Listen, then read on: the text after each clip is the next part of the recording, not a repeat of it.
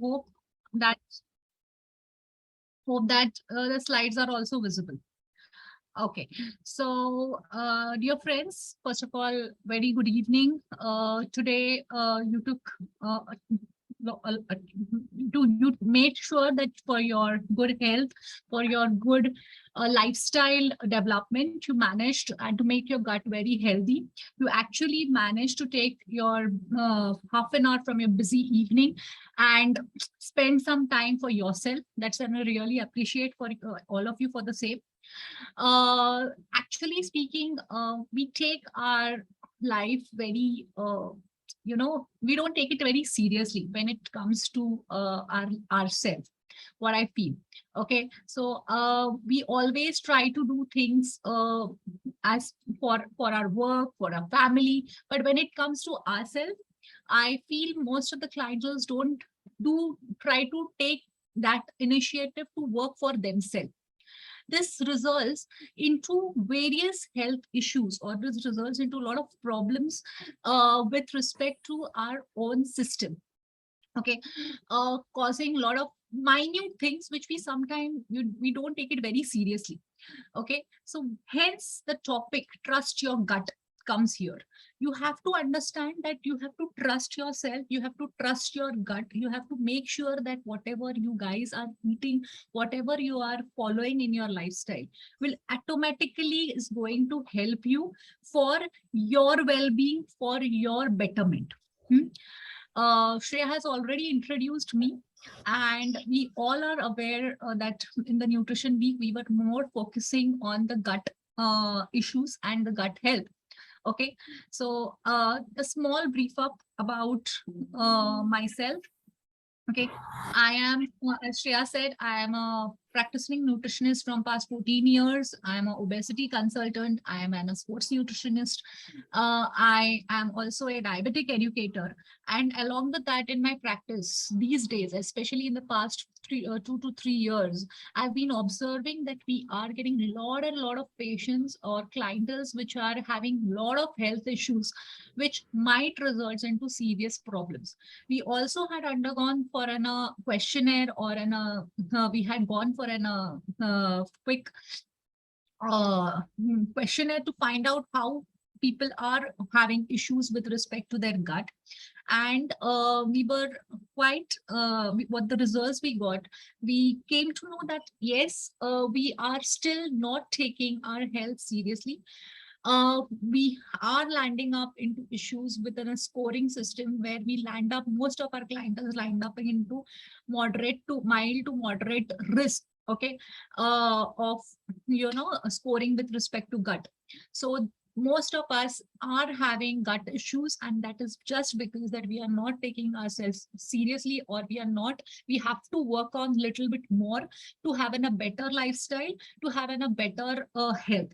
Okay, now when we talk about your gut health, okay, there is a short story which I have read in one of the books, where I came to know that once upon a time there was a fighting between most of the organs. Okay, everybody wanted to say that I am the superior, I am the best, I can't, the system cannot work with if I'm not there.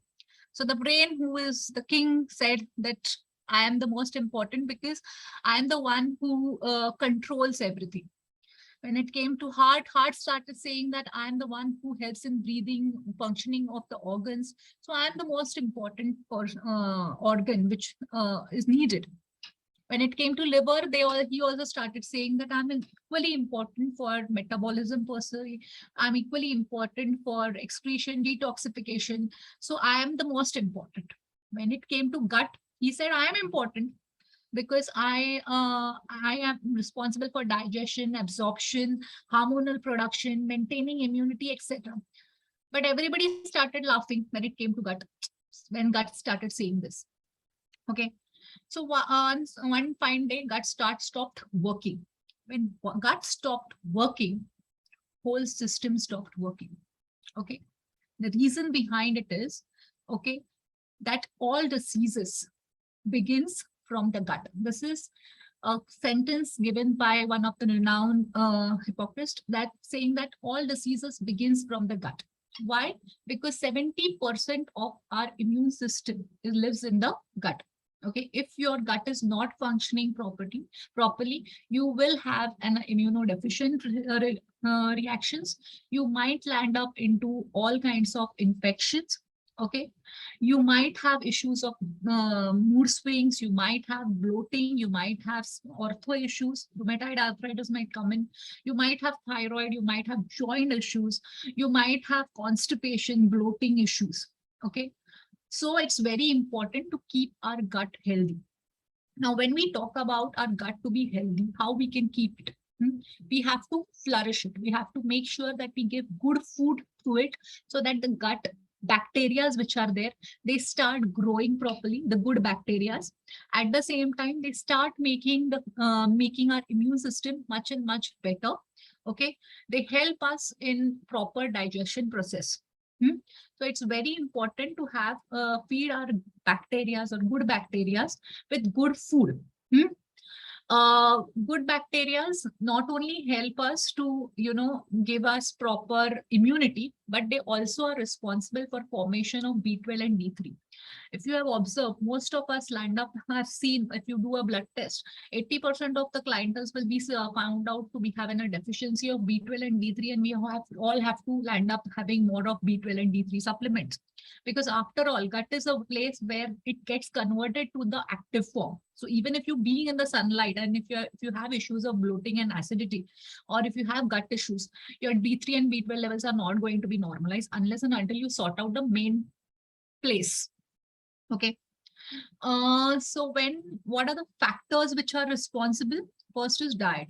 So if you are not having a proper dietary habits, if your food habits are such that they are more in sugars, if your food habits are such that they are more in in alcohol or refined products or ready to eat items, you will be having gut issues absolutely. Okay. Second factor is fluid. If lack of fluids are there, we have founded researches where we have found that if the person is not well hydrated, the gut bacteria doesn't grow well. At the same time, the immunity is hampered. So make sure that you at least manage 6 to 7 glasses of or 8 to 10 glasses of water every day. Third is stress. When our body is very stressed up, the acid refluxes start taking place, which causes gut issues again. So you have to make sure that stress is correctly managed. Now, when I say about stress, everybody feels that I can manage my stress levels very easily. But it is not just everybody has stress. It is just how you manage it well. Okay, so when we talk about stress, it is you have to involve yourself each and every activity, right from waking up in the morning till going till the bed. Okay, we have few things back in our mind.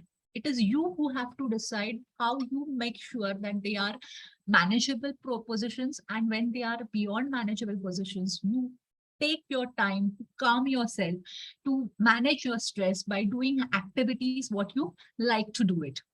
We will talk about this again. Exercise. When your body is exercising, your hormonal balances takes place, causing a better secretion in the improving the gut flora. So it is very important to manage exercise. Lack of exercise again results into decrease in the cortisol levels, increase in the cortisol levels, causing us more of stress levels. Along with that, disturbed gastric movements. Next comes that is alcohol and smoking. Even large consumption of alcohols or having more of carbon monoxide inhalation or more of smoking issues results into more of carbon dioxide production, which results again into the your gut pH, causing you more issues in managing your gut flora. Medicines. Some people have a tendency that even if they have mild pain or moderate pain or frequent consumption of a lot of medicines also results into change in the pH, causing disturbing in the gut flora. So you have to make sure that you minimize your medicine intake as well. Okay, don't take unnecessary painkillers or antacids unnecessary. And aging is again one of the factor which results into disturbed in the villas, causing you disturb in the blood flora, or results into various other gut issues. When it comes to symptoms, now we have seen the various factors which are responsible for gut health. When we talk about symptoms, how we will come to know that yes, I am landing up in some or other gut issues. Okay, we all think that we are fit and fine, but when people say that do you have any kind of symptoms or any kind of issues with respect to gut, we start thinking it whether we do have it or not. So most important symptom what we see, that is bloating. Okay, we feel gassy, we feel bloated. Okay, this might not be every day, but especially when you take in a heavy meal, or when you're having a very spicy food in the food in a meal, so which causes a lot of acidity or bloating issues, or too much of carb or too much of refined food if you're taking, then you feel bloated. There might be pain in abdomen. Okay, that might be tiredness, letharginess. Okay, there might be constipation issues which might be seen. Okay, there might be your mood swings which might be observed. As I said, if the gut flora is not good, the brain cells are affected, causing you more of anxiety, stress, and vice versa. When means the anxiety and stress levels are more, again there will be gut issues. Or if the gut is not cleaned properly, still you might have anxiety or mood swings which can be seen. Bad breath, when you are not hydrated well, when your gut flora is not is not proper, there's more of gases which are produced in the gut, which might come out and causing you more of bad breath. Okay, acne is one of the major reason. If your gut is not cleared properly, there might be rashes, there might be acne all over the body, not on just on your face. Or there might be weight gain or weight loss which might be seen even if you have gut issues. So these are few of the symptoms which we highlighted even in the questionnaire, and which one should remember that these are important and should be sorted out. As I said, everything begins from the gut itself. So if your gut is good, your whole body will get settled out. Now, as I said, how you will access or how you'll come to know that whether you have any kind of issues. Okay, as I said, we had designed a questionnaire. We had designed a gut health assessment quiz. Okay, which is still alive, and you can still with Aliva, and you can just go through it, and you can just ping yourself to find out whether your scoring is proper or not, or you land up into a category where you need to be more vigilant with respect to your health, or you have to you are proper with or you land up into the mild symptoms which are there. If you need to go, if you feel that your scoring rate is more than 2, okay, I will suggest you to connect with the NutriConnect program or with the experts, so that the overall health, overall lifestyle management is taken care of.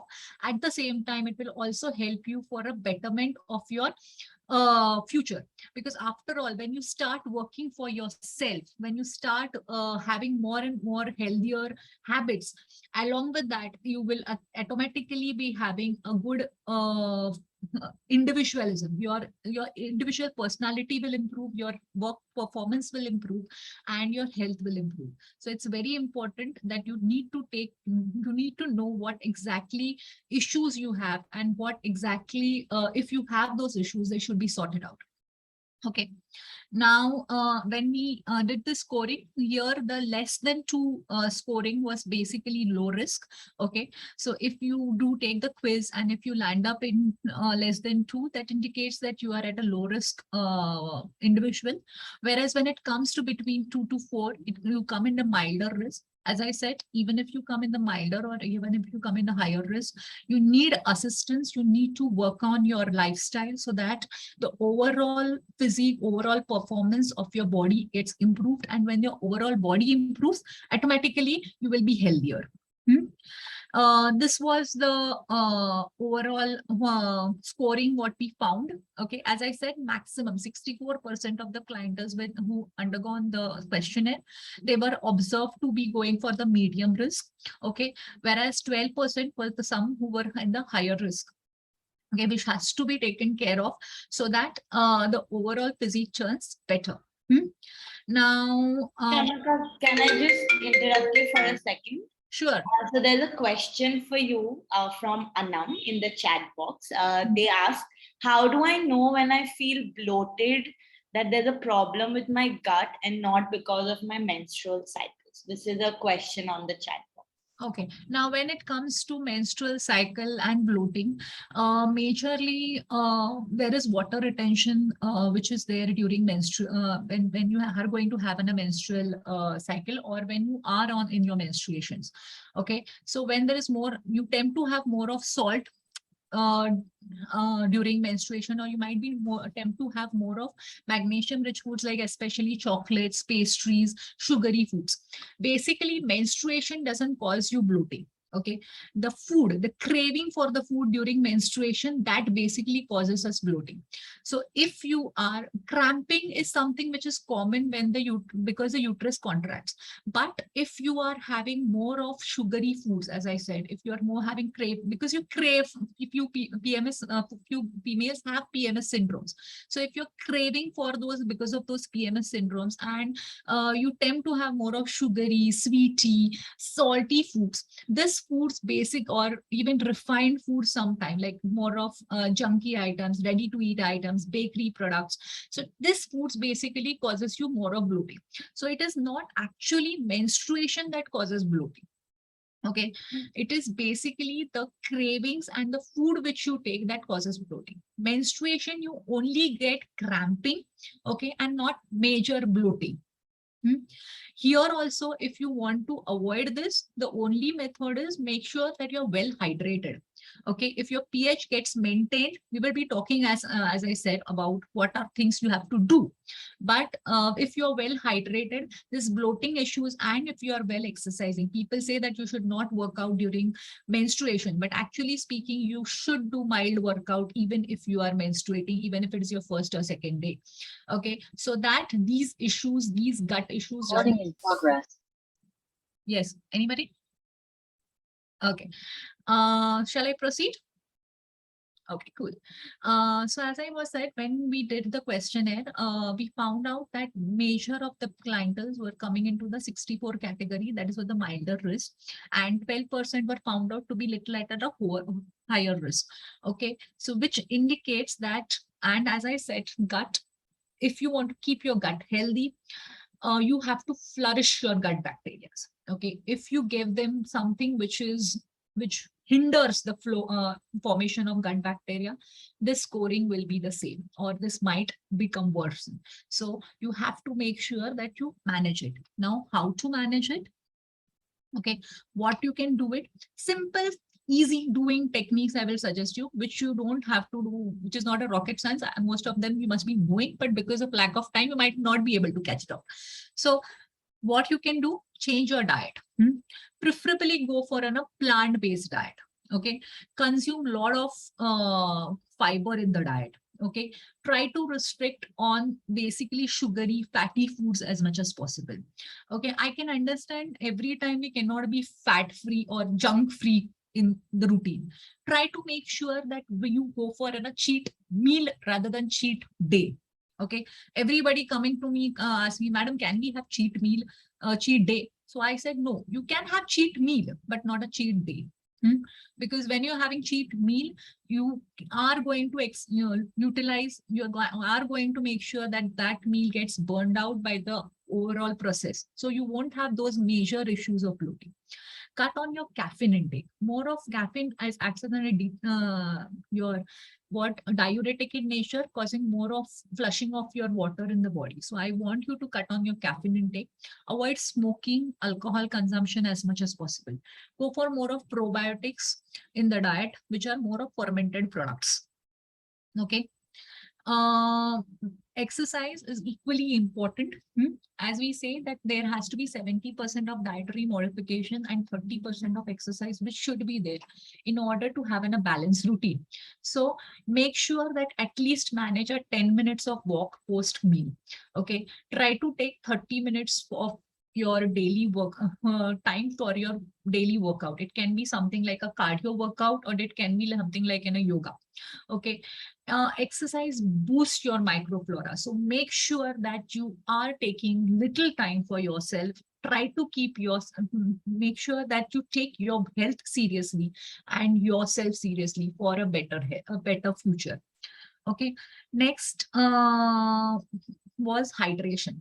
So when we talk about hydration, okay, so so many a times we don't like the taste of water. So people say that, madam, we don't feel thirsty, we don't feel like the taste of water, that's why we are not drinking water. It's very easy. Flavor your water. You can add some cumin seeds, you can add some fennel seeds, you can add some anise seeds to your water to make it more detoxifying, to make it more to help you for hydration per se. Anise seeds will also help you to reduce your bloating. Okay. Try to use colorful bottles. Many a times we don't like the colored taste, color of the bottle, and hence people are not attracted to drink. So try to keep a colorful bottle close to you so that it will be vigilant and you will be able to have it. Okay. At least manage 8 to 10 glasses. Drink always 300 ml any water. It can be warm, normal, any water early in the morning. Okay, so that your whatever toxins, the acid which was formed in the past 8 hours when you were sleeping, that gets flushed out.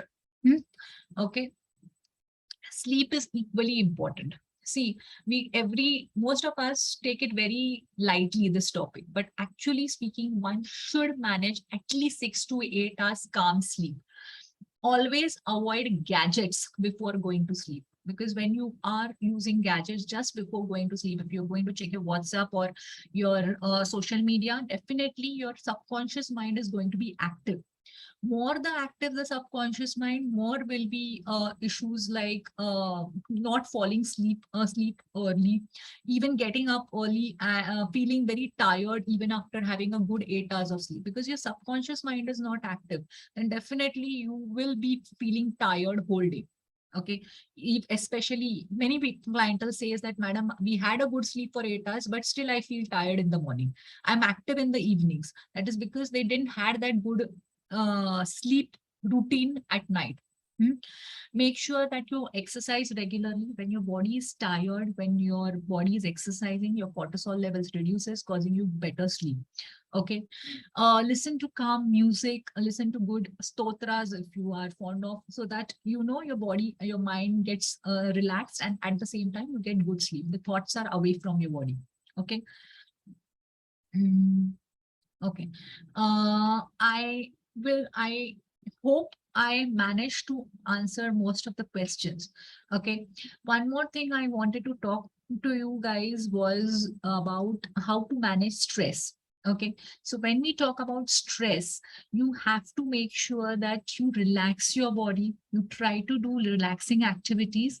You try to do something which are your hobbies. Okay, many a time we feel that we are lonely, we are depressed, and this, because of this also, acid reflux, constipation, bloating issues start. Now, if you are having these issues, first of all, try to manage your stress levels. Try to go for a walk, try to exercise, try to keep yourself hydrated, and try to incorporate your hobbies in your routine. Okay, if you like sketching, reading books, if you like playing music, going for cycling, going for trekking, talking to your friends, enjoy it at least an hour for yourself, so that most of the problems get sorted out. I will be very keen to know if at all anybody has any questions, so that we can keep it more interactive and more open.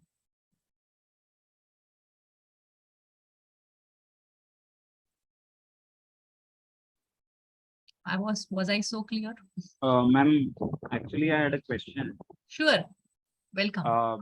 So, ma'am, as we all know that, milk is a very important diet in our Indian culture.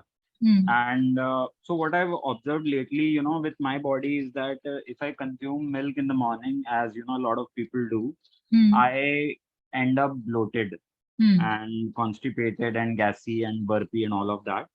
So what I've lately done is I usually consume milk during the night, like generally 1 hour before bed.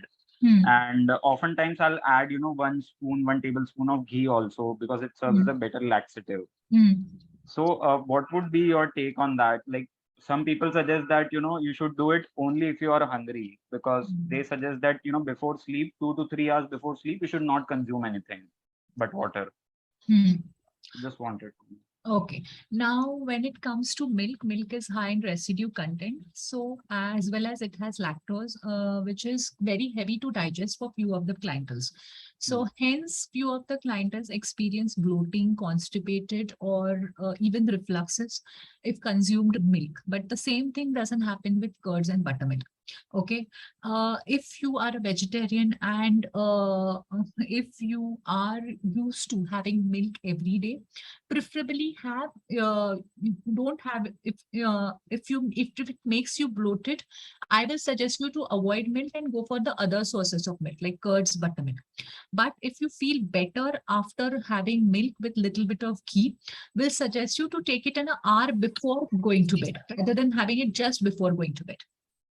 Okay. Thank you, ma'am. One more question. Yeah, you were saying something. I was saying that take it an hour before going to bed. Okay. Or instead of just adding ghee, you can even add pepper and ginger and turmeric to the milk so that the digestion becomes better. Okay, Ginger ma'am. acts as an anti-inflammatory, so that will help you to have a better digestion. Pepper and turmeric will help for the better antioxidant effects.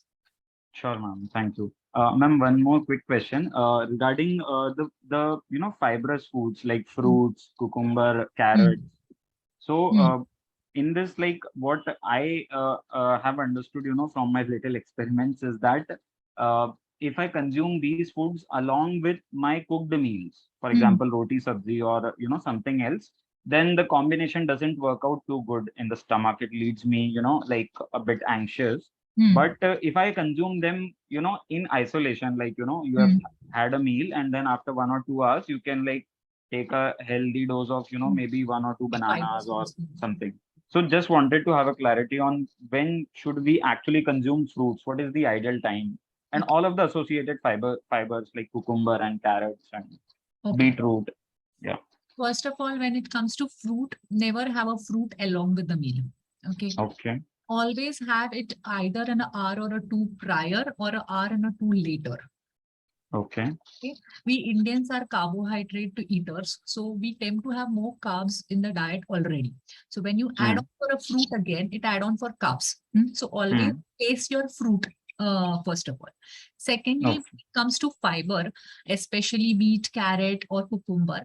Now every individual is different. If you are feeling bloated or if you're feeling anxious, first of all, fiber again or salad again has to be taken prior to meal rather than along with the meal again.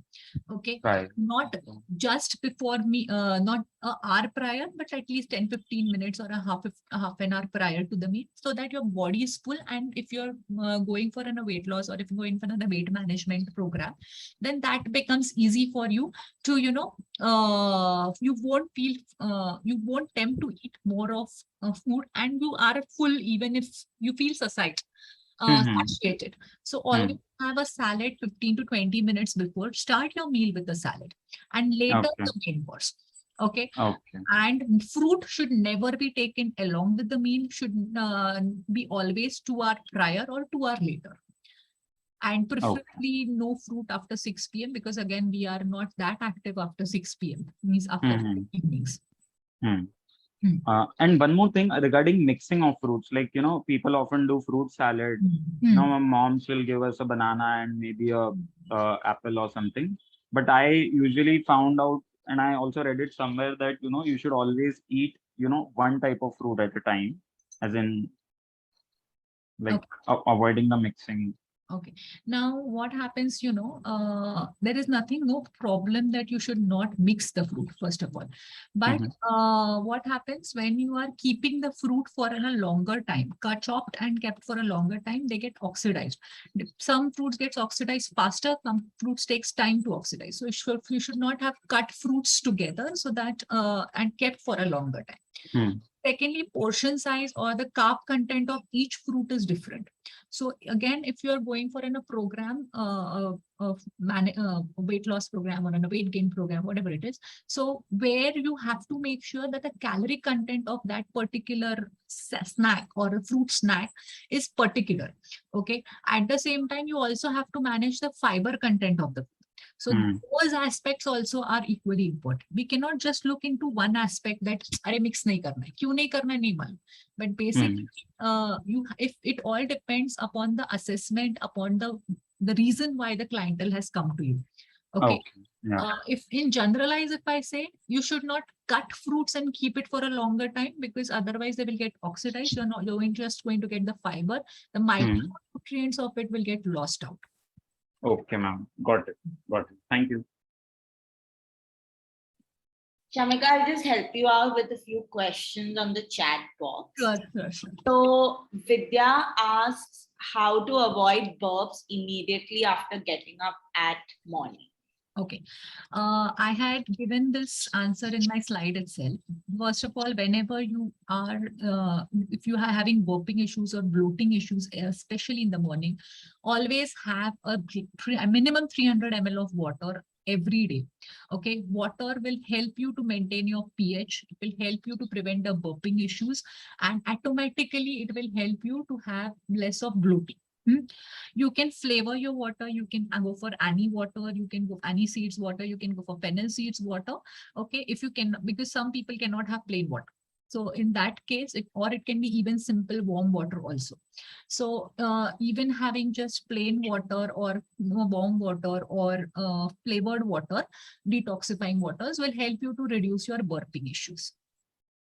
Okay, thank you so much for that, Shamika. Mm. Miss Vivian Remole, she had a question and you also raised your hand. Would you want to voice it out? Yes, thank you. It was a nice session. I was enjoyed a lot, first of all. And see, my question is very simple and straight. I have been tested 2 days before, availed, test from our company. So what happened? My triglycerides are very high. Usually it should be something 150 range. I have around 300 and I have a cholesterol level is also very high. So my age is 30 and I used to travel much, so I eat food and I don't get a time to exercise or something. But I walk at least 3,000 or 5,000 steps a day when I travel, when I visit, when I meet people. So usually, which I used to take a quick bite and I used to leave the things and I used to travel. I used to drive or whatever it could be possible ways. To avoid this, what is the best thing you can suggest me? This is what my current scenario situation being happening. When I'm in home, I used to wake up very early. I used to walk sometime or used to take a good food and everything. I used to sleep early. But when I travel most of the time, no, it doesn't. The situation is not in my hands. According to the things, I'll just make sure that things are happening in a place or not. I will check. So this is the major issue I am facing right now. So I just want to have a good suggestion, from your end, which will help me out furtherly as well. Thank you. Okay. So dear, what my suggestion will be, first of all, it need to be planned, personalized, first of all. Okay, because you mentioned your triglycerides are high, you have a traveling job. Okay, so we need to plan out your full session separately. Secondly, what you can do, as I said, try to see. I know it's your job. You have to take time for your career, for your job, for your work, and you have to make sure that you give time or the required needed efforts for that. But along with that, it's also equally important that you take your life seriously. You're just 23 or 32, you said, right? Yes, yes, yes. So you are too young, and right now, if the levels are little at a higher side, it has to be controlled. The raised triglyceride levels are not necessary because only because of diet. It might be hereditary, it might be lifestyle, it might be your lack of exercise, might be alcohol, might be smoking. There are many factors. So we have to find out exactly which factor is responsible for your thing and plan the diet accordingly. You are try to manage at least 10K steps every day if possible.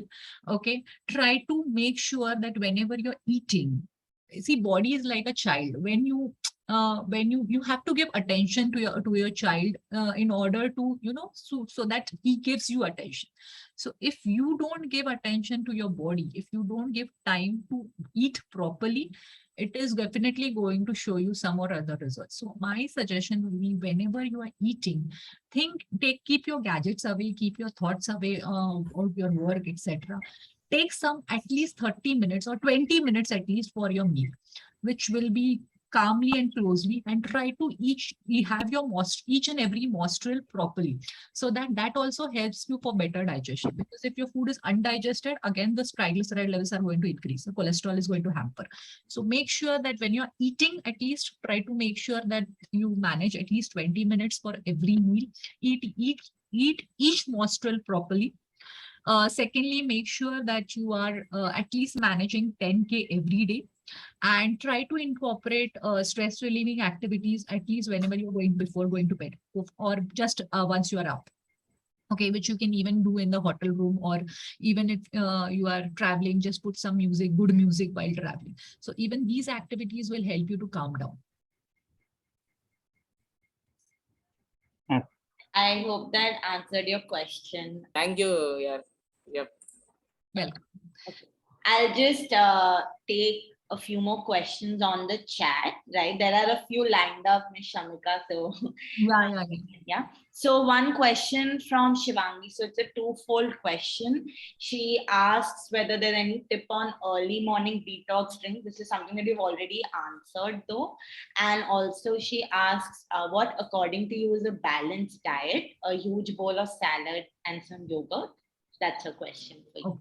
First of all, I will answer you for the second question. Because what is balanced diet? A diet which has all three macronutrients. It should have carbs, it should have proteins, it should have a little bit of fat added to it, is called a balanced diet. If any of it is lacking, that means that meal is not balanced. Okay, so just having a bowl full of salad with a yogurt is not a balanced diet. It has to be having little bit of carbs. It has to have little bit of proteins along. Yogurt will definitely give you for proteins and fats. Salads, if you are, make sure that you add on for some cereals along with it. You can add some quinoa, you can add some barley, you can add some your oats to it to make it, or you can even add little rice to it to make it more nutritious and more healthier and more balanced. Now comes to your next question, that is which detox drink we should offer for. As I said, even water helps you for detoxifying. Even if you take plain water or even warm water or cumin water, fennel water, honey water, which will help you to flush your toxins, is actually a detox drink. So even if you're having water, will manage your detoxification. So there's nothing like make a special drink in the morning to detoxify your body. Make sure that you're well hydrated. Ma'am, adding on to this question, I just had a small doubt here. A lot of people, what they do is they'll have a good meal and then they'll consume one full glass of water after the meal. And so basically, I also used to fall in that category. But over time, I realized that, having a meal and then immediately consuming water on top of that does me more harm, like in terms of my gut. So what I started is, once I complete my meal, I'll take 45 minutes of strict no water, and then I'll start consuming water. And it worked out really well for me. Yes. So just wanted your stand on that. See, what happens, this is called dumping syndrome. When you have water immediately after meal, what will happen? The food which is getting digested gets pushed with the flow of water. with the water. Okay. So that's the reason Hmm. the food remains undigested. When food is undigested, the microflora doesn't take place. Oh, Hmm. that So, is that hence you should wait for at least half an hour to have the glass of water. If you have this issue of having a lot of having water, you need water, you feel thirsty, then you can have Small. water before meal, or you can just sip little bit, Yeah. make your food little moist, but don't have a huge glasses of water while having meal. That will cause dumping. Got it, ma'am. Got it. One more thing, ma'am. Just Abal, wanted can to I check. just please Yeah, take yeah, sure. two questions? It will Sure, take sure, sure. evening. Yeah, No issues. apologies, but you can keep asking after that. Yeah, yeah, I'll no, no take- issues. Okay, okay. So I'll take Joyce's question first and then Prateek's, and then maybe we can have just one more question after that. And then if there are any more questions, we will give across the email ID so you can contact Ms. Shamika directly. So Joyce asks, does the oxidization of fruits happen with refrigerated fruits as well? Yes, yes. Even the even the fruits which are there in the refrigerator, that also has oxygen. It gets oxidation is basically the chemical reaction taking place with the fruit and the oxygen which is there in the body, in the air. So it do happen with the refrigerated food also. Hence, you should cut the fruit immediately and have it rather than keeping it in the refrigerator or keeping it somewhere and carrying it along. Have a fruit whole. You can chop it if you cannot have it whole because of the dentures issues or many other issues, then make sure that you carry your knife with in the office and you chop it and have it. Even that's fine, but preferably avoid chopped fruits or peeled fruits every time as much as possible. Perfect. Thank you, Shamika. We take Prateek question next. Prateek, your hand has been raised. Would you like Yes. to voice it? Yeah, am I audible? Yeah. Yeah. First of all, I would like to thank you, ma'am, for conducting this session. It was very informative. So I have 2 or 3 questions only. My first question is actually I often sometimes feel constipated, even though actually I'm having like salads, cucumber or carrot in my meals, but then too I'm not sure what exactly is causing this issue. That is my first question. And there is another two. If you can answer this first one. Okay. Yeah. So if you're having constipation, it is not necessary that you just have to have fiber. Along with fiber, you have to have good water intake also. You should have good peristaltic movement also. Now, some people have issues of hemorrhoids or piles, or their gut is in such a way that it is very rigid. That's the reason they end up into constipation. So first thing, along with fiber, manage what fluids as well. Try to be exercising well. Sometimes because of stress, anxiety issues also, you tend to have more of constipation issues. Lack of sleep is again one of the reasons behind the constipation issue. So make sure that these aspects are also sorted out so that your issue of constipation gets sorted out. If it is majorly because of lifestyle. And try to keep yourself a bit relaxed. One more thing for constipation is try to manage in a regular bowel movement habit. Many people have a habit of going for motions whenever you get the signal. Okay, or many people have a habit of pressurizing themselves more in the morning for having good motions. So first of all, you have to make sure that you make a habit of visiting the washroom early in the morning, early in the morning only, so that you can defecate properly. And secondly, don't pressurize the gut more so that you tend to have hemorrhoids. Okay, have fluids, have a lot of water, have a lot of fiber, and try to be active regularly so that the peristalsis takes place. Still, if you are having, include exercise like squattings, lunges, marchings, so which will again help you for better bowel movements. Okay, so this exercise when you're speaking, I actually try to visual. Means I am already doing an exercise on daily routine. So which exercise basically helps, like you said, squatting, strength related exercise are good for this, or the cardio movement You have is? to do more of cardio and yoga if possible, preferably the asanas rather than just doing breathing exercises. So try to incorporate stretching exercises, breathing exercises, squats, lunges more, so that it gives pressure to your intestinal muscles, and it gives you a better peristalsis. Okay, if you are talking about strength training, even if you are having a lot of proteins in the diet, if the plant source is less, then also you'll end up into more of constipation, because proteins have a habit of having residue, more increasing the residue content. So make sure that you're, even if you're having more of non-veg, or if you're having more of protein rich foods in the diet, along with that, make sure that fiber and fluids are balanced. Okay, because I'm already having this protein, because I'm doing exercise, I tend to consume whey protein with along with water as a protein shake. So could that be one reason, or It might be one of the reasons. So as I said, if you're taking a protein shake because you're doing a lot of strength training, make sure that the fiber and the fiber is balanced. Rather than going for an, see, whey protein is not bad, but if at all, if you have this gut issues, then we'll suggest you to move for a plant-based protein supplement if you're doing a very good strength training workout.